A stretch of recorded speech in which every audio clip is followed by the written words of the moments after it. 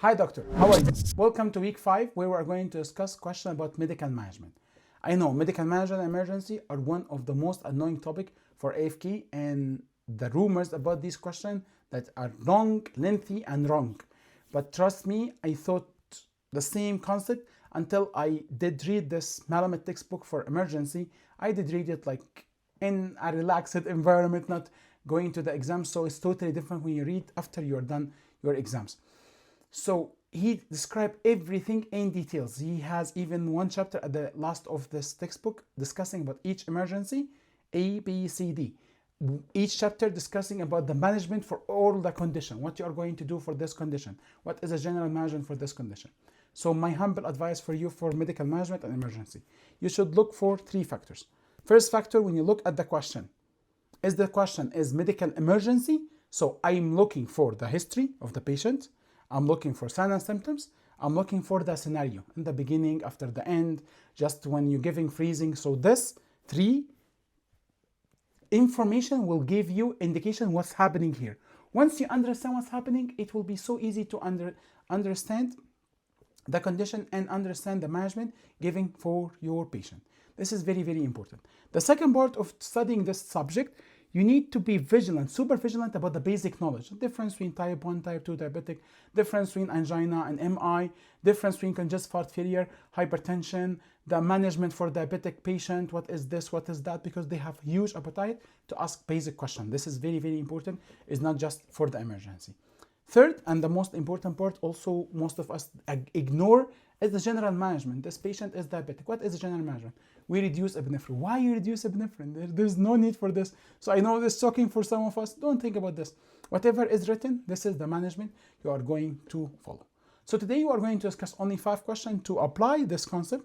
For these 5 questions, my aim here not for you to go with the question. My aim here to have a system where you can apply, make your life easy. Let's start with our first question. A 55-year-old diabetic patient become confused, sweaty and tachycardic during a long dental procedure. He skipped breakfast. So as you can see, it's very short, maybe very long, but like it have all the information. First, the medical history. I'm telling you the question here is diabetic patient. Second, signs and symptoms, confused, sweaty tachycardia. Third, the scenario, long dental procedure. So what do you think here? So most likely this patient is having what we call hypoglycemia attack because he didn't eat his breakfast. So what is your management? 1 milligram glucagon, which is correct by the way, but not for this question. Second, give oral glucose, administer epinephrine, place patient in Trendelenburg position. So this will happen a lot for you. When you read 2 options, both options are correct. And you are correct, both options are correct. But this is when the patient is unconscious. And this is when the patient is conscious. So let's see what's happening with this patient. This is classic signs of hypoglycemia: sweating, pallor, irritability, hunger, lack of coordination, and sleeplessness. What's happening with this patient? In this patient, he is insulin-induced hypoglycemia. When a diabetic patient skips the meal and continue also an oral hypoglycemic medication, now the insulin continue to lower the blood glucose. So insulin now introducing the glucose inside the cells. So the cells is having glucose, which is fine, but the bloodstream having hypoglycemia situation. What is the cutoff? And the number is very, very important, 70 milligram per deciliter. And there is different way, which is millimole. You should memorize both number. You should memorize both number. I think this number, the other aspect, it will be 3.9. So if you drop below 3.9 or 70 milligram per deciliter, this is the condition of hypoglycemia. Initially, adrenergic response, tachycardia, sweating, and anxiety. Later, if it's like severe condition and like it's dropping like to 50 and it's like long duration, no one is taking care about this patient, neuropanic response, which is the late, the neurological panic response, which is the late signs, confusion, weakness, and altered consciousness. So this is what's happening with this patient, and we have this rule 15-15, and we give glucagon injection. This is done if the patient lost his consciousness. In the conscious patient, upright or semi-upright, drink high sugar, monitor vital. Unconscious, place in supine, 911, head tilt chin left to make sure his airway is open. We give oxygen, 50% dextrose IV or glucagon, 1 milligram subcutaneous or IM or IV. Why I did read it? Because I know most of us are, 50% dextrose. No, you should read it because sometimes you see in the question 50 milligram. So this is totally different answer. Glucagon 1 milligram. What is the route? So sometimes the question will corner you with the route. So please do not miss this easy part because it's easy. Do not miss this information. So this is hypoglycemic conscious patient.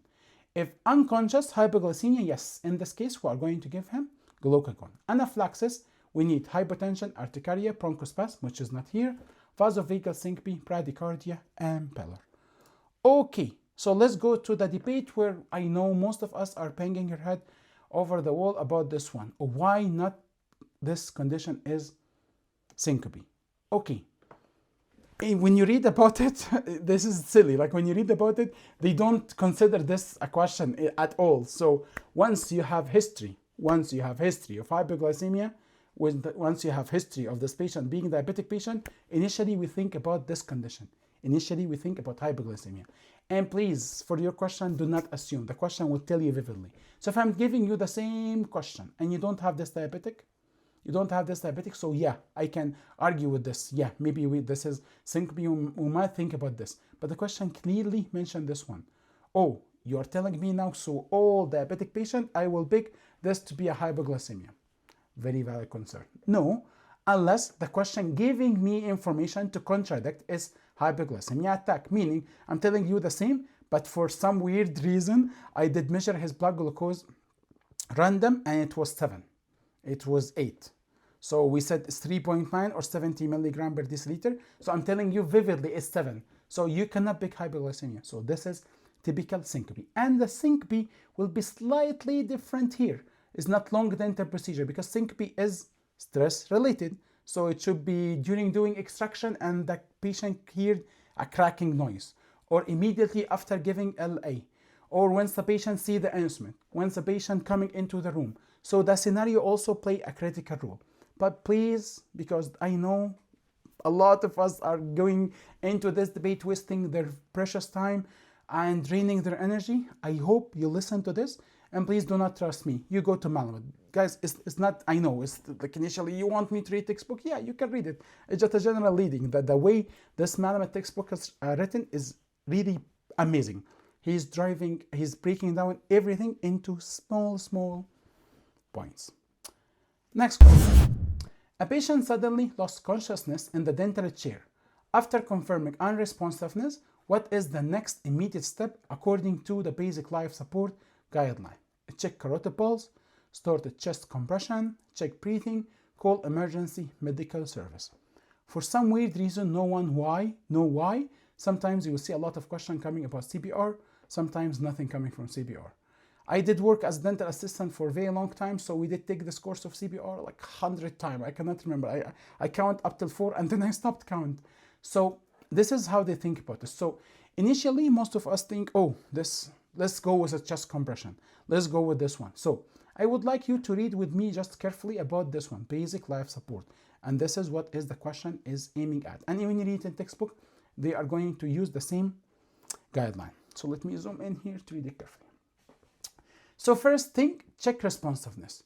So someone called you telling you, I have a patient in the waiting room, he's not answering me.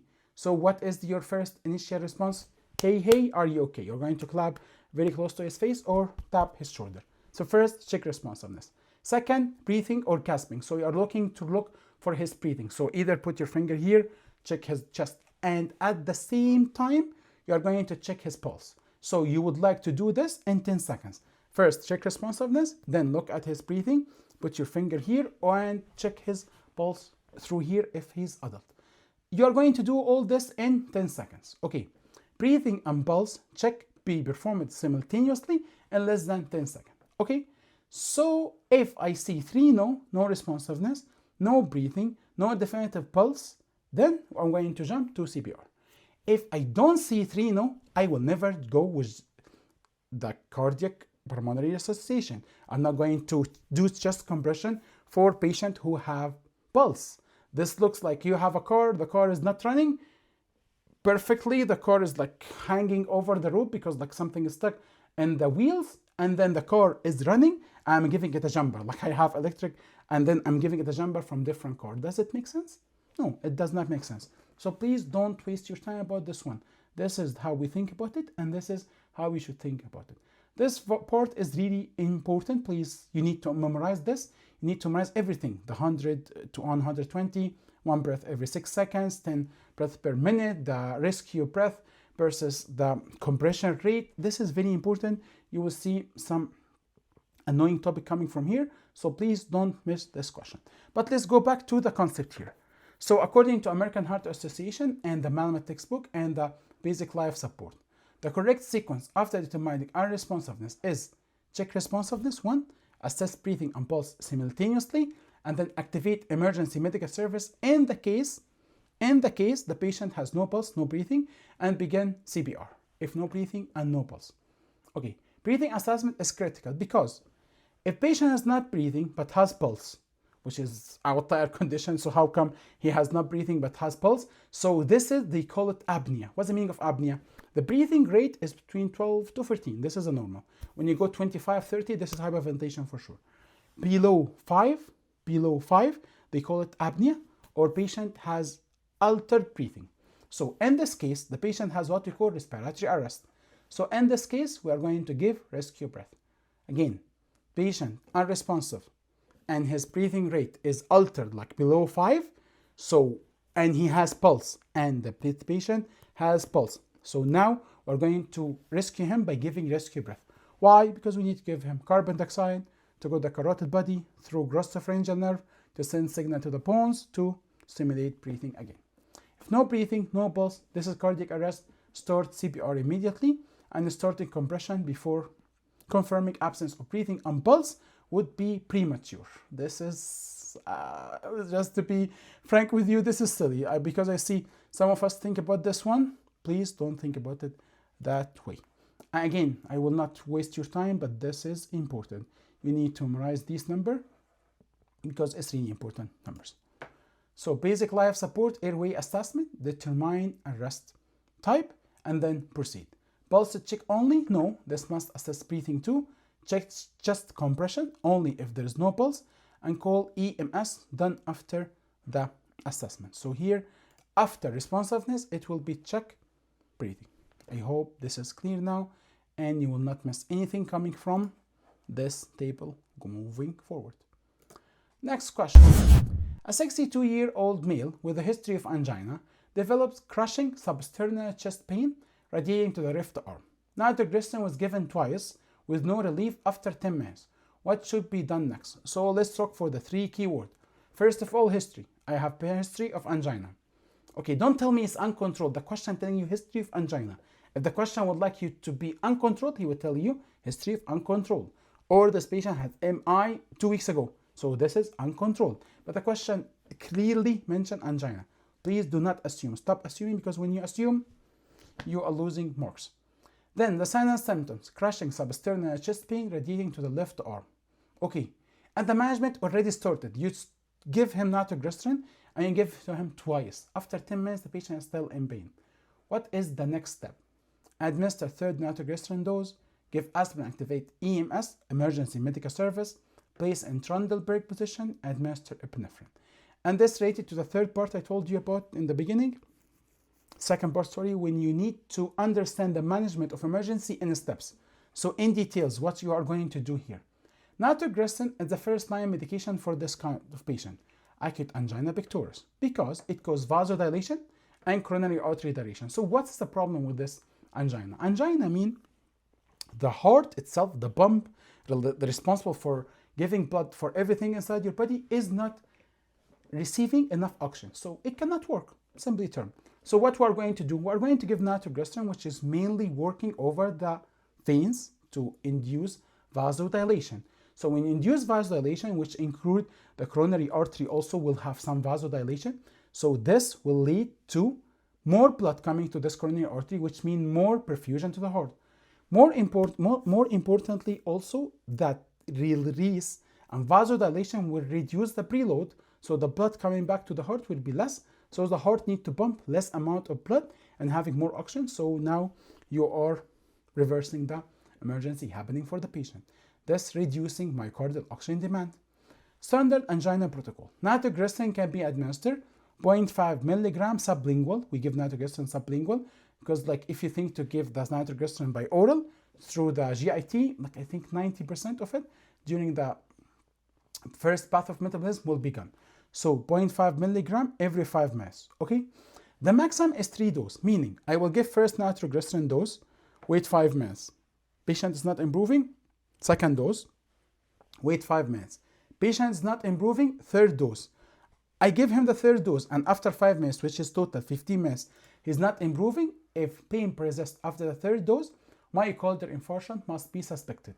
At this point, activate emergency medical service, administer aspirin, and provide oxygen if needed. Provide oxygen if needed. And this is the management. Again, this is from Malamud. This is for intermittent This is for intermittent story.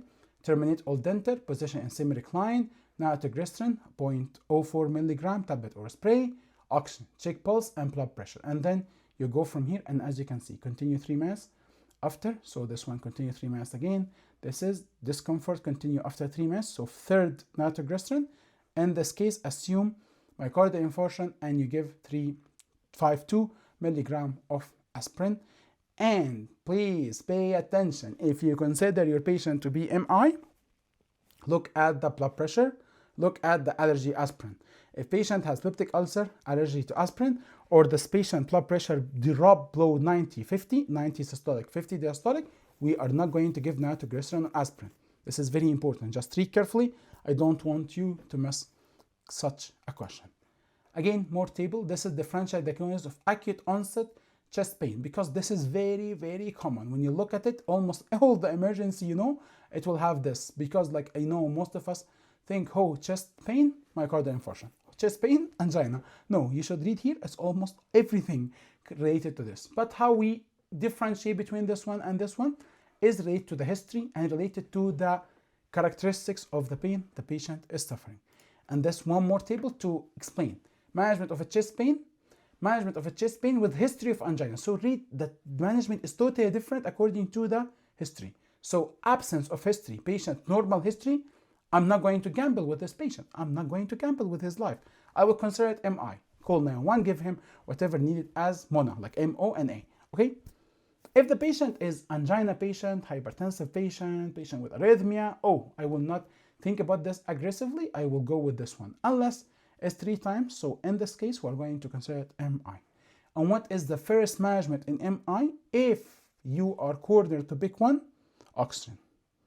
If you are cornered to pick one, it will be EMS, which means call 911 and then give oxygen, then nitroglycerin, then aspirin. Why? Because there is some contraindication for nitroglycerin. We just discussed it now about the blood pressure or the medication taking in the last 2 days. And there is some contraindication for aspirin. There is no contraindication for oxygen in this case. So if you are cornered for a patient with no history of angina, what you're going to do immediately, EMS and oxygen. EMS and oxygen. So angina pectoris, nitro every 5 minutes, maximum 3 doses. Myocardial infarction, this is yes if after the 3rd dose. So let's go back to question again here. Question telling me, given twice with no relief after 10 minutes. So he's following the correct term, but at the end of the day, we are going to wait the 3rd time and then activate EMS. Again, just to confirm the idea before we move on, same scenario, patient has uncontrolled angina, patient has history of MI recently, 2 weeks, patient has non-significant medical history, I will not think about all that. I will think about it as myocardial infarction, and then I'm going to call 911 and give him oxygen, and then look for nitroglycerin, look for aspirin. If I don't have contraindication, good for you, good for the patient, give it to the patient. Next question. A 4-year-old child become unresponsiveness. Pulse is 90 per minute, but there is no breathing. What is the correct management? So I know this is weird. How come this and this? But like just go with the flow about this one, because I will show you here. Let's look here. So here, initial assessment, conscious breathing color, rescue breath, 1 breath every 2 to 3 seconds. If the pulse is more than 60, but abnormal or absent breathing.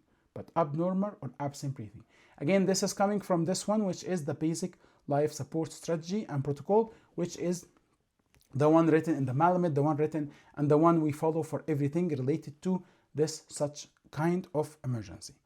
So let's go back to question again. So begin its chest compression immediately, provide rescue breath at 1 breath every 3 to 5 seconds, apply AED immediately, administer epinephrine. In this case, as you look at this one, so secure the scene. So this is like to make sure it's safe for everyone. Initial assessment. Look, not responsiveness, yell for help, or cell phone to activate emergency medical service. If the pulse more than 60 and effective breathing, support breathing if possible. So here I'm going to monitor. Here I'm going to monitor. So I have here pulse more than 60, which is in the question, but we have effective breathing. Pulse more than 60, but abnormal or absent breathing, and we said it will be around 5. So in this case, rescue breath is the way. And no, 3. So we are going to high quality CPR, and this is how we are going to go through this one. So the key clinical data from this question are responsiveness, pulse 90, and no breathing. So according to this, we're going to provide rescue breath only. Why rescue breath? To give him carbon dioxide, as we said, to go through this glossopharyngeal bones inside the brain to induce breathing again. Hopefully it will be fine. What is the rate? 1 breath every 3 to 5 seconds, and reassess pulse every 2 minutes. Because sometimes this patient, after a few, like 1 minute or 2 minutes, he has no breathing at all. So in this case, no breathing at all, and the patient has no pulse at all. So at this case, you are going to, no, 3 no, you are going to start CPR. Respiratory arrest. So we're going to give rescue breath. The option A, which is cardiac arrest, is not clear here, not correct, because this will have pulse absent or the pulse having to be less than 60. Okay, how about the same question telling you pulse less than 60 or 60, and this patient having breathing rate of 4? Same answer. It will be, again, to give the patient rescue breath. Again, this is not me, this is written vividly in the manual. You can read it yourself to confirm the answer. Because I know this question will give huge fuzz, because I know most of us are really confused about this one, and trust me, the way we tackle this kind of question is extremely annoying, extremely annoying. Once you understand the concept and you read it vividly, it will become so easy. Last